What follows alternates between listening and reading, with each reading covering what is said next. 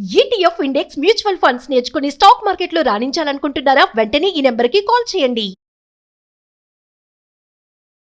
నమస్తే, welcome back to Suman TV. Present మనతో పాటు ఉన్నారు తోడు నీడ ఆర్గనైజేషన్ ఫౌండర్ రాజేశ్వరి మేడం. నమస్తే మ్యామ్.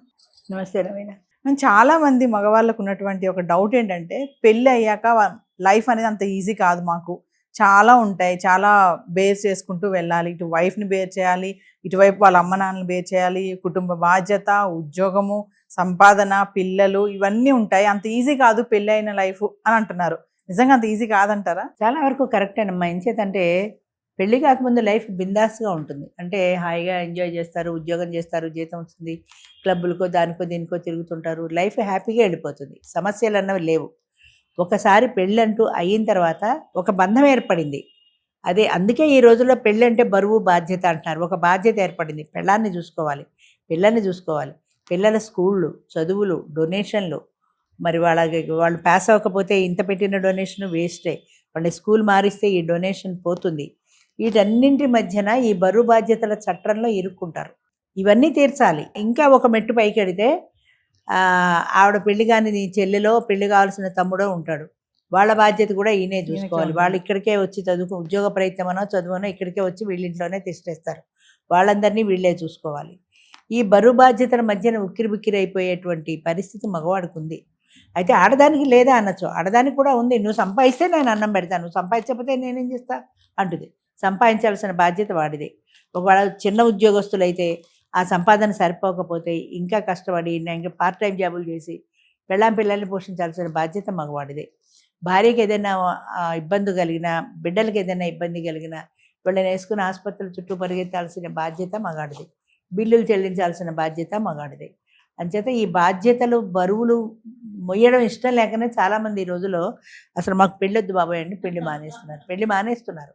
పెళ్ళంటేనే ఒక బరువు, పెళ్ళంటేనే ఒక బాధ్యత. ఇంకా ఇంకొక అడుగు ముందుకేస్తే ఇల్లీగల్ రిలేషన్స్. ఒక అమ్మాయిని పెళ్లి చేసుకొని తెచ్చుకున్న తర్వాత అది ఏ డేటింగ్ యాప్లో ఎంతమందితో తిరిగిందో తెలియదు. అలాని కన్యాత్మ పరీక్షలు అందరూ చేయించలేరు, అలా చేయిస్తే ఆడవాళ్ళు ఊరుకోరు కూడా. సో ఆ అనుమానంతో పెళ్ళంతా కాపురం చేసుకోలేడు కదా. అంచేత నమ్మే తెచ్చుకోవాలి. నమ్మి తెచ్చుకున్న తర్వాత ఈవిడ ఫోన్లో ఎవరితో మాట్లాడుతుందో, అస్తమాను ఫోన్ చెక్ చేశాడు అనుకో, ఒట్టి శాడిస్టు నా ఫోన్ చెక్ చేస్తున్నాడు అంటారు. వాడు ఫోన్ చెక్ చేయడానికి వీల్లేదు. అస్తమాను ఎవరితో మాట్లాడుతుందో తెలీదు. వీడికి అన్నం పెడుతుంది, రింగ్ వస్తే పరిగెట్టుకుంటూ వెళ్ళిపోతుంది. అక్కడి నుంచి వీడికి అనుమానం. ఇలాగా భార్య క్యారెక్టర్ మీద అనుమానం, భార్య బిహేవియర్ మీద అనుమానం, వయసు వచ్చిన పిల్లలు ఉంటే, ఆడపిల్లలు ఉంటే వాళ్ళ మీద అనుమానం. ఇవన్నీ చూసుకుంటూ నెట్టుకుంటూ తండ్రి నీకు బాధ్యత లేదా అని సమాజం అడుగుతుంది, బయట వాళ్ళు అడుగుతారు, ఆఖరికి పెళ్ళాం కూడా అడుగుతుంది. కూతురు చూసుకోక్కర్లేదా, నువ్వు ఏం చేస్తుందో, ఎక్కడికి వెళ్తుందో, నాకేదో ఇంట్లో వంట పని ఇదే సరిపోయింది, ఎంతవరకు చూసుకుంటా నేను, మగాడివి నీకు బాధ్యత లేదా అని ఒక డైలాగ్ అయితే వేసేస్తుంది. ఒక విషయం చెప్పండి మేడం, ఇందాక మీరు అన్నారు మగాడికి చాలా బాధ్యతలు ఉంటాయని చెప్పేసి. అందరి గురించి కాకపోతే నిజంగా అంత సిన్సియర్గా ఉండే హస్బెండ్స్ చాలా మంది ఉన్నారు కదా. అలాంటి హస్బెండ్స్కి మరి వైఫ్స్ ఎంతవరకు సపోర్ట్ చేస్తున్నారు అంటే? చెయ్యాలి. ఎంతవరకు సపోర్ట్ చేస్తున్నారు, ఎంతమంది చేస్తున్నారు అంటే మనం డేటా కలెక్ట్ చేయలేం, కానీ చేయాల్సిన ఇప్పుడు అందుకే మన వాళ్ళు చూడు, బండి చక్రాలు అంటే వాళ్ళు ఇద్దరు అంటారు. ఒక బండి పెడుతుంది అనుకో, ఆ రెండు చక్రాలు సమంగా పెడితేనే ఆ బండి స్ట్రైట్గా వెళ్ళగలుగుతుంది. ఓ చక్రం అటు ఓ చక్రం ఇటు పోతే వెళ్ళలేదు కదా. అలాగే భార్యాభర్తలు అన్న తర్వాత సంసార రథాన్ని లాగించాలంటారు. అందుకని ఇద్దరూ కలిసి ఒక మాటగా, ఒక అండర్స్టాండింగ్తో ఈ బాధ్యత మనది, ఈ బాధ్యతలో నా పాలు నేను పంచుకుంటాను, నీ పాలు నువ్వు పంచుకో అన్న షేరింగ్లో వెళ్ళాలి. అంతేగాని ఇదంతా నీ బాధ్యతే, సంపాదించాల్సిన బాధ్యత నీదే, నువ్వు తెస్తే అన్నం పెడతా, నాదేం పోయింది అని ఆడది కూర్చున్నా కష్టమే.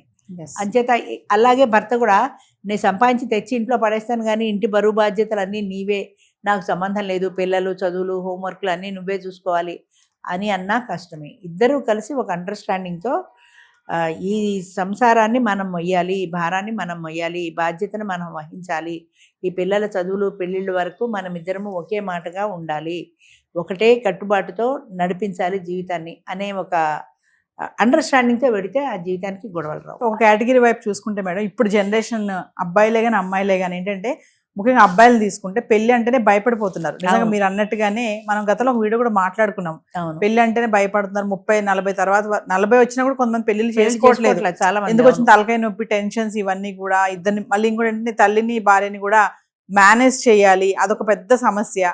పిల్లలు ఇవన్నీ కూడా చూసుకోవాలని చెప్పేసి కొంచెం పెళ్లికి దూరంగా ఉంటున్నారు. అవును. మరి అది దూరంగా ఉండడం అంటే అది కష్టం కదా, ఎప్పటికైనా చేసుకోవాల్సిందే. మరి అలాంటి యువతకి ఏమైనా మీరు సజెషన్స్? అది ఏంటంటే అమ్మా, ప్రతి చిన్న విషయానికి భయపడడం, అవాయిడ్ చేయడం అనేది ప్రజెంట్ జనరేషన్ నేచర్. అంటే ఒక సమస్య వస్తే దాన్ని ఫేస్ చేసే ధైర్యం లేదు, అంచేత ఆ సమస్యని అవాయిడ్ చేస్తూ ఉంటారు. అది ఎన్నాళ్ళు అవాయిడ్ చేస్తారు? ఇప్పుడు పెళ్ళే ఉంది, పెళ్ళి అంటే బరువు బాధ్యత. ఈ బాధ్యతలన్నీ, ఈ తలనొప్పులన్నీ ఎవరు పడతారు? డేటింగ్ యాప్ ఉంది కదా, ఆడది కావాలంటే అందులో దోస్తీ చేసుకుంటే సరిపోయింది కదా. ఎప్పుడు కావాలన్నప్పుడు ఏ బయట క్లబ్లోనో పబ్లోనో కలుస్తామో, డిన్నర్లో కలుస్తామో, సినిమాలో కలుస్తాం, సరిపోయింది కదా, ఈ బరువు బాధ్యతలు మాకెందుకు అన్న ధోరణి యంగ్ జనరేషన్లో ఎక్కువ కనబడుతుంది. దానికి కారణం సగం పిరికితనం. అంటే వాళ్ళకి ఎదురొడ్డిని నిలబడే ధైర్యం లేకపోవడం. ఒక సమస్య వస్తే ఈ ఫ్యామిలీలోనే కాదు, ఏ సమస్య వచ్చినా నేను పరిష్కరించగలను అన్న సెల్ఫ్ కాన్ఫిడెన్స్ ఉండాలి. నేను పరిష్కరించగలను, ఏది వస్తుందో రాని అని అది పరిష్కారం చేసే సమయంలో కష్టపడాలి. కష్టపడితేనే దాని ఫలితం వస్తుంది. అంతేగాని బాబోయ్ ఈ సమస్య వచ్చింది, దీన్ని అవాయిడ్ చేసేద్దాం, దీన్ని దాటేసేద్దామని దాటవేత ధోరణి ఎప్పటికీ పనికిరాదు. పెళ్లి చేసుకుంటే బరువు బాధ్యత అని అనుకుంటారు, కానీ ఆ పెళ్లిలో కూడా ఒక సంతోషం, ఒక ఆనందం ఉందని ఎందుకు అనుకోరు?